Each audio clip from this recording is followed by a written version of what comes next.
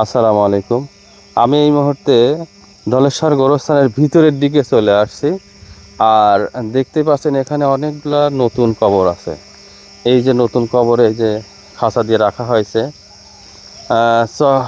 চক ধলেশ্বর পশ্চিম গোড়ার পক্ষ থেকে দানকৃত এই খাঁচাগুলা মূলত দেখছেন, এই খাঁচাগুলো দেওয়া আছে যেন শিয়াল কবরস্থানে এসে এই কবরস্থানগুলো খুঁড়তে না পারে। এই যে সুন্দর করে দেওয়া আছে খাঁচাগুলো, উপরে পলিথিন দিয়ে মোড়ানো আছে। অনেক সুন্দর এই খাঁচাগুলো, অনেক সুন্দর সুন্দরভাবে রাখছে যেন। এই যে এখানে বৃষ্টিতে এই কবরটা দেবে গেছে, সম্ভবত বৃষ্টির কারণে পানি পড়ে এই কবরস্থানে যে অনেকগুলো কবর রিসেন্টলি কবর যেগুলো দেখছেন, এই যে কবরগুলা কিন্তু ভেঙে গেছে মাটির চাপে, বৃষ্টিতে ভেঙে গেছে। এ সাইডেও একই অবস্থা বৃষ্টিতে। আমরা যে আসলে দুনিয়াতে এত বড়াই করি, দেখেন কয় দিনের জীবন। এই যে কবরে শুয়ে আছে, কবরটা ভেঙে গেছে।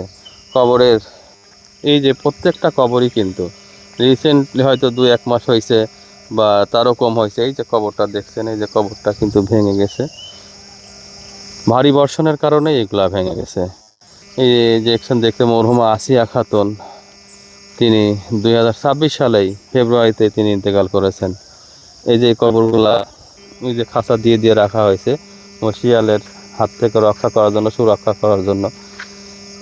এই যে দেখছেন বিশাল একটা গোরস্থান, এটা হলো ধলেশ্বর কবরস্থান। আর এই ভিডিওটির মাধ্যমে আপনাদের দেখানোর চেষ্টা করছি এই কবরস্থানটি। যাদের আত্মীয় স্বজন, ভাই বোন, কলিজার টুকরা এখানে শুয়ে আছে, তারা এই ভিডিওর মাধ্যমে দেখতে পাবেন এই কবরস্থানের কোন দিকে কোন জায়গায় কবর দেওয়া আছে সেই বিষয়ে। আর এই মুহূর্তেই আমি সেইগুলোই দেখানোর চেষ্টা করছি। এই কবরস্থানে এসে আপনাদের আপনজন, আপনাদের প্রিয়জন এই কবরে শুয়ে আছে। তো আপনজন এখানে কেউ শুয়ে আছে, হয়তো আমরা জানি না। আসলাম আমরা এখানে এই কবরস্থানে, বিশ্রামপুরের মানুষও দেখছি এখানে, মানে অত্র এলাকার আশপাশে অনেক এলাকারই এই কবরস্থানে দাফন কাফন করা হয়।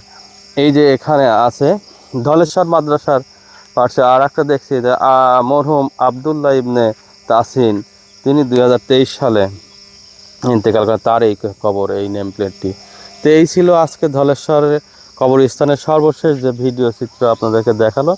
এই ভিডিওটি ভালো লাগলে অবশ্যই বেশি বেশি করে শেয়ার করবেন, এবং শেয়ারের মাধ্যমে যারা আত্মীয় স্বজন তারা যেন দেখতে পায় এবং দোয়া করতে পারে এই কবরবাসীর জন্য। সবাই ভালো থাকবেন। আল্লাহ হাফেজ।